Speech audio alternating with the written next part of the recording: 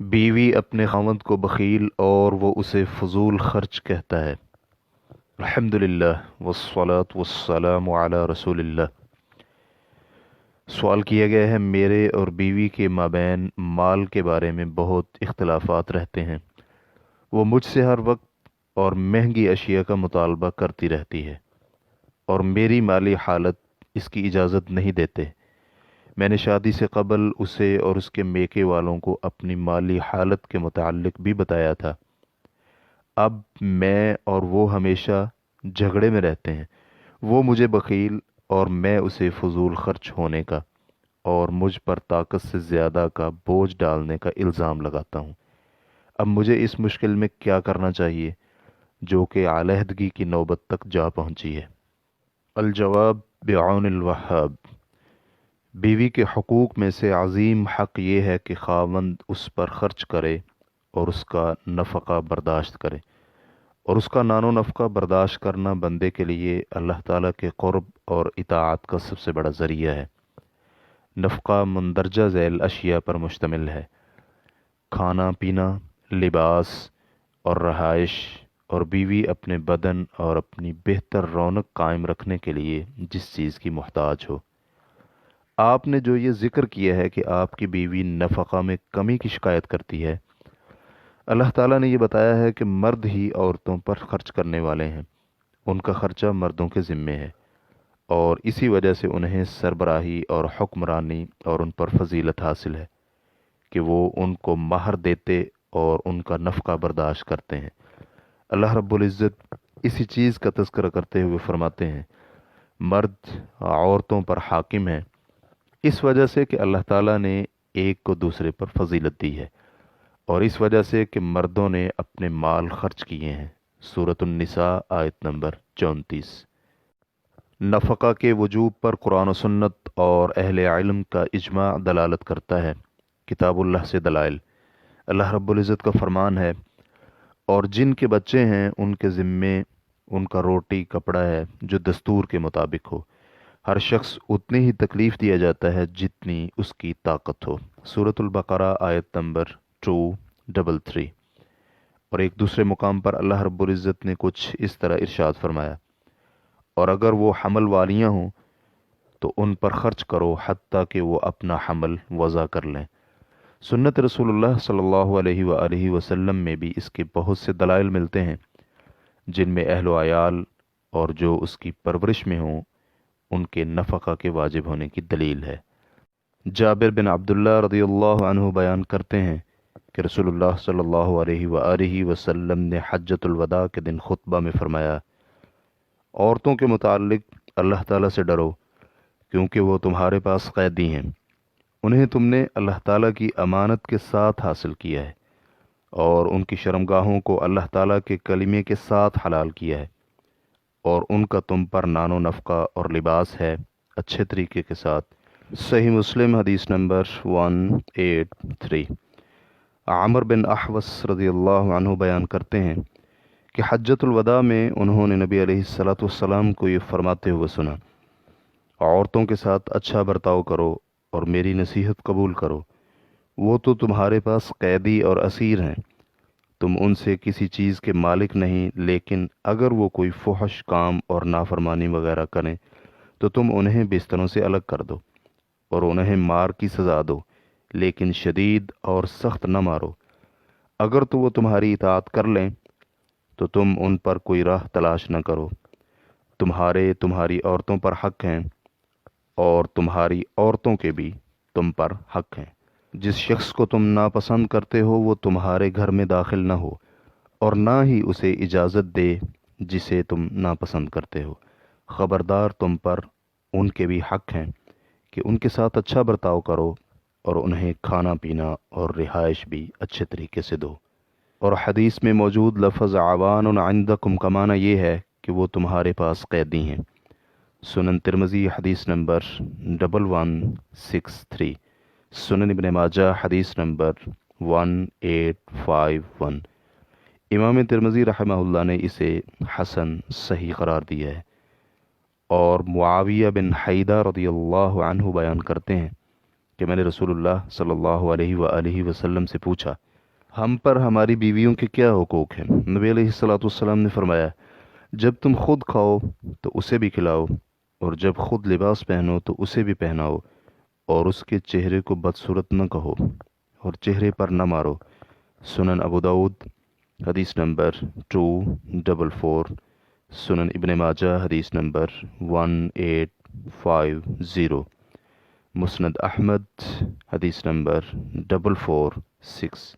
इमाम बगवी रहमहुल्लाह कहते हैं, ख़त्ताबी का कहना है कि इसमें औरत के नानो नफ़क़ा और लिबास का वजूब पाया जाता है, और वो ख़ावंद की हस्बे इस्तिताअत व कुदरत होगा। जब नबी अलैहिस्सलाम ने उसे बीवी का हक़ करार दिया है तो फिर ख़ावंद चाहे गायब हो या हाजिर उसे हर हालत में देना होगा, और अगर उसके पास फिल वक़्त नहीं तो ख़ावंद के ज़िम्मा वाजिब हुकूक की तरह ये भी कर्ज़ शुमार होगा, चाहे उसे काजी ख़ावंद की गैर मौजूदगी में ही फ़र्ज़ करे या न करे। और वहाब रहिमहुल्लाह कहते हैं, अब्दुल्ला बिन अमर रदियल्लाहु अन्हुमा के ग़ुलाम ने उन्हें कहा कि मैं बैतुल मक़दस में 1 महीना क़याम करना चाहता हूँ, तो उन्हें अब्दुल्ला बिन अमर रदियल्लाहु अन्हुमा कहने लगे, क्या तूने इस महीने का अपने घर वालों को ख़र्चा दे दिया है? उसने जवाब दिया, नहीं। तो वो कहने लगे, अपने घर वापस जाओ और उन्हें 1 माह का राशन दे कर आओ, क्योंकि मैंने रसूलुल्लाह सल्लल्लाहु अलैहि वसल्लम को ये फरमाते हुए सुना है, आदमी को यही गुनाह काफ़ी है कि वो जिसकी कफ़ालत करता है उसे ज़ाय कर दे। मुस्नद अहमद हदीस नंबर 160, सुनन अबू दाऊद हदीस नंबर 1692। और इसकी असल सही मुस्लिम में इन अल्फाज के साथ है, आदमी को यही गुनाह काफ़ी है कि वो जिसकी कफ़ालत करता है उसका ख़र्चा बंद कर दे। सही मुस्लिम हदीस नंबर 245। अनस रदियल्लाहु अन्हु बयान करते हैं कि नबी मुकर्रम सल्लल्लाहु अलैहि वसल्लम ने फरमाया, यकीनन अल्लाह रब्बुल इज़्ज़त हर ज़िम्मेदार से उसकी रिआया के बारे में सवाल करेगा कि आया उसने उनकी हिफाजत की या उसे ज़ाया कर दिया। हत्ता कि मर्द से उसके घर वालों के बारे में भी सवाल होगा। सही इब्न हिब्बान और इसे सहीहुल जामे में हसन कहा है। रेफरेंस के लिए देखिए सहीहुल जामे हदीस नंबर 1774।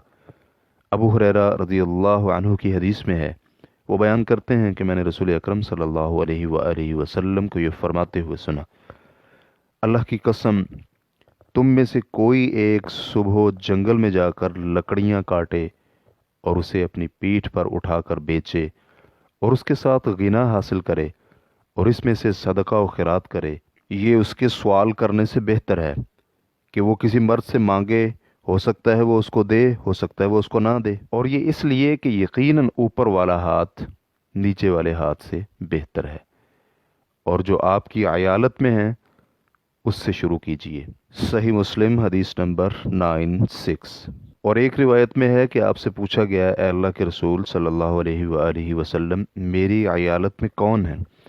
तो नबी अलैहिस्सलातु वस्सलाम ने जवाब में इरशाद फरमाया, तेरी बीवी तेरे अयाल में शामिल है। मुस्नद अहमद हदीस नंबर 524। अहले इल्म के इजमा की दलील, इमाम इब्न क़ुदामा रहमहुल्लाह अल-मुग़नी जिल्द नंबर 7 सफ़ा नंबर 564 में कहते हैं, ख़ावंदों पर जब वो बालिग हों तो उनकी बीवियों के नानो नफ़क़ा के वजूब पर अहले इल्म का इत्तिफ़ाक़ है, सिर्फ़ नाफरमान बीवी का नहीं। इसे इब्न मुंज़िर वग़ैरह ने ज़िक्र किया है। साबिक़ा नसूस शरइया इस बात पर दलालत करती हैं कि आदमी पर उसके घर वालों का नानो नफ़क़ा और उनकी ज़रूरियात पूरी करना और उनका ख्याल रखना वाजिब है, और इसका बहुत सारी अहादीस नबविया में भी सबूत मिलता है जो इस फजीलत को बयान करती हैं, और ये कि ऐसा करना अल्लाह के यहाँ आमाल सालिहा में शुमार होता है।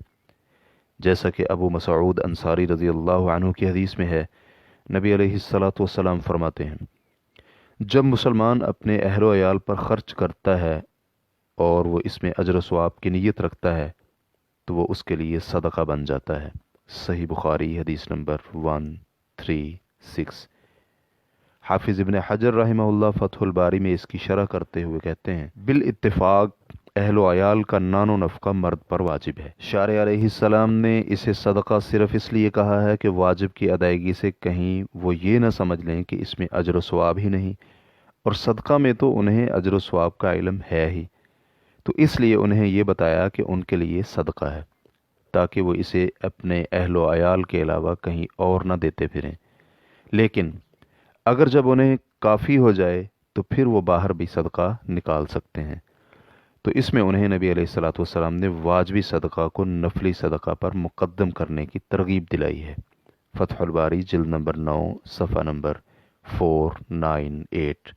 سعد بن مالک رضی اللہ عنہ کی حدیث میں ہے کہ نبی علیہ الصلوۃ والسلام نے انہیں فرمایا، تو جو بھی اپنے اہل و عیال پر خرچہ کرے اور نان و نفقہ دے، تجھے اس پر اجر دیا جائے گا، حتیٰ کہ وہ لقمہ جو تو اپنی بیوی کے منہ میں ڈالے اس پر بھی اجر و ثواب ملے گا۔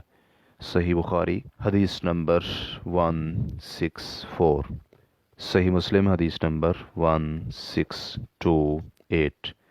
ابو ہریرہ رضی اللہ عنہ بیان کرتے ہیں کہ نبی علیہ الصلوۃ والسلام نے فرمایا، ایک دینار تو وہ ہے جو تو اللہ کے راستے میں خرچ کرے، اور ایک دینار وہ ہے جو تو نے غلام آزاد کرنے میں خرچ کیا، اور ایک دینار وہ ہے جو تو نے کسی مسکین پر صدقہ کیا، اور ایک دینار وہ ہے جو تو نے اپنے اہل و عیال پر خرچ کیا۔ ان میں سے سب سے زیادہ اجر و ثواب والا دینار وہ ہے جسے تو نے اپنے اہل و عیال پر خرچ کیا۔ صحیح مسلم حدیث نمبر 692۔ کعب بن عجرہ رضی اللہ عنہ کی حدیث میں ہے کہ نبی علیہ الصلوۃ والسلام کے پاس سے ایک آدمی گزرا، تو صحابہ اکرام رضوان اللہ علیہم اجمعین نے اس کی چستی، نشاط اور قوت دیکھی تو انہیں بہت پسند آئی، تو وہ کہنے لگے کاش یہ فی سبیل اللہ ہوتی۔ تو نبی علیہ الصلوۃ والسلام فرمانے لگے، اگر یہ شخص اپنے چھوٹے چھوٹے بچوں کی روزی تلاش کرنے کے لیے نکلا ہے تو یہ فی سبیل اللہ ہے، اور اگر یہ اپنے بوڑھے والدین کی خدمت کرنے کے لیے نکلا ہے تو پھر بھی فی سبیل اللہ ہے، اور اگر یہ اپنی عفت و عصمت کے لیے نکلا ہے تو پھر بھی یہ فی سبیل اللہ ہے، اور اگر یہ ریاکاری اور فخر کرنے کے لیے نکلا ہے تو یہ شیطان کے راستے میں ہے۔ اسے طبرانی نے روایت کیا ہے۔ ریفرنس کے لیے دیکھیے صحیح الجامع جلد نمبر 2 حدیث نمبر 8۔ سلف رحمہم اللہ نے اس واجب کو صحیح سمجھا تھا جیسا کہ حق ہوتا ہے، جو کہ ان کی عبارتوں میں بھی ظاہر ہوتا ہے۔ امام ربانی عبداللہ بن مبارک رحمہ اللہ نے کیا ہی خوب کہا ہے، اس کے علاوہ کمائی خرچ کرنے کا کوئی موقع ہی نہیں، حتیٰ کہ جہاد فی سبیل اللہ بھی۔ ریفرنس کے لیے دیکھیے السیر جلد نمبر 8 صفحہ نمبر 399۔ اور دوسری جانب آپ کی بیوی کو یہ علم ہونا چاہیے کہ خاوند پر خرچ اور نان و نفقہ تو اسی حساب سے جتنی اس کی طاقت ہو اور مالی امکانیات کے مطابق ہی ہوگا، جیسا کہ اللہ تعالیٰ کا فرمان بھی ہے، اور کشادگی والے کو اپنی کشادگی میں سے خرچ کرنا چاہیے، اور جس پر اس کی روزی تنگ کر دی گئی ہو وہ اللہ تعالیٰ کے دیے ہوئے میں سے خرچ کرے۔ کسی بھی نفس کو اس کی دی گئی قوت سے زیادہ مکلف نہیں کیا جاتا، عن قریب اللہ تعالیٰ مشکل کے بعد آسانی پیدا فرما دے گا۔ تو اس لیے بیوی کو یہ حق حاصل نہیں کہ وہ مطالبات میں کثرت کر کے اپنے خاوند کے معاملات میں مشکلات اور دشواریاں پیدا کرے اور اس پر خرچہ کرنے میں تنگ کرے، کیونکہ ایسا کرنا حسن معاشرت نہیں ہے۔ اور یہ بھی ہو سکتا ہے کہ جب آپ بیوی کے جائز مطالبات کو تسلیم کر لیں اور بیوی کو آپ بغیر احسان جتاتے ہوئے، بغیر ایذا دیتے ہوئے یہ یاد دہانی کرائیں کہ آپ نے اس کی کتنے جائز مطالبات پورے کیے ہیں جب اس میں طاقت تھی، وہ انہیں کتنی جلدی پورا کرتا تھا، اور آپ بیوی کو اس پر راضی کریں کہ جب طاقت ہوگی تو پھر ایسا ہی ہوگا، لیکن ابھی وہ مزید مطالبات سے رک جائے، اور اسی طرح اس سے بڑے نرم لہجے میں بغیر کسی لڑائی اور غصے کے گفتگو کریں اور اسے سمجھائیں کہ جو کچھ وہ مانگ رہی ہے وہ باقی خرچہ پر اثر انداز ہوگا، مثلا گھر کے کرایہ وغیرہ پر۔ اگر وہ نہیں مانگے گی تو یہ سب خرچے آسان ہو جائیں گے۔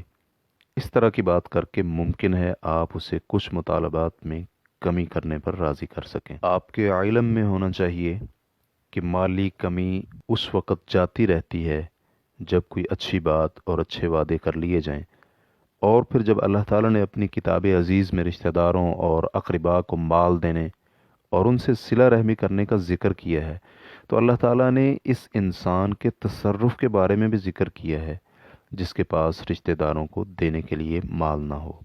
अल्लाह रब्बुल इज़्ज़त फरमाते हैं, और अगर तुझे उनसे अपने रब की जुस्तजू में जिसकी तू उम्मीद रखता है मुंह मोड़ना पड़े, तो फिर भी तुझे चाहिए कि तू उन्हें नरमी और उम्दगी के साथ समझा दे।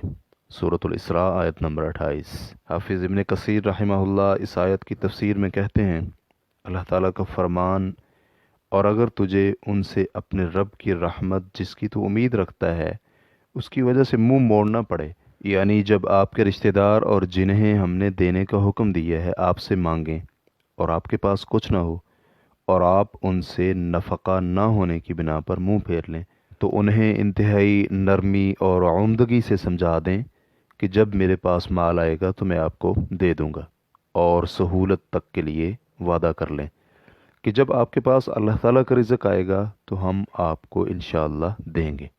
आपके इल्म में होना चाहिए कि हुस्न खुलक और अच्छा मामला तमाम किस्म की तंगी को जिसमें आप इस वक्त हैं ख़त्म कर देगा। इसलिए आप सब्र व तहम्मुल और अच्छे अंदाज से मामलात को चलाएं, और इसके साथ साथ बीवी को नसीहत करते रहें और दावत देते रहें। और अगर इसके बावजूद भी माइशत और ज़िंदगी में तंगी और ख़राबी हो और आप दोनों के माबैन हालत इससे भी ज़्यादा ख़राब हो जाए, हत्ता कि बिल्कुल बंद रास्ते पर पहुंच जाएं और बुराई को ख़त्म करने में आपकी कोशिशें कामयाब न हों और आप दोनों इकट्ठे न रह सकते हों, तो फिर ऐसी हालत में तलाक मशरू है। और ये भी हो सकता है कि ऐसी हालत में तलाक ही दोनों फरीकों के लिए बेहतर हो, जैसा कि अल्लाह रब्बुल इज़्ज़त का फरमान है। और अगर वो दोनों अलहदा हो जाएं तो अल्लाह ताला अपनी वुसअत से हर एक को गनी कर देगा, और अल्लाह ताला बड़ी वुसअत वाला, जानने वाला है। वल्लाहु ताला आलम। इस्लाम क्यूए रिकॉर्डिंग्स, मुअस्ससतुश शेख सालेह अल मुनज्जिद, अल ममलकतुल अरबिय्यतुस सऊदिय्या, फतवा नंबर 3054। वस्सलामु अलैकुम वरहमतुल्लाहि वबरकातुहू।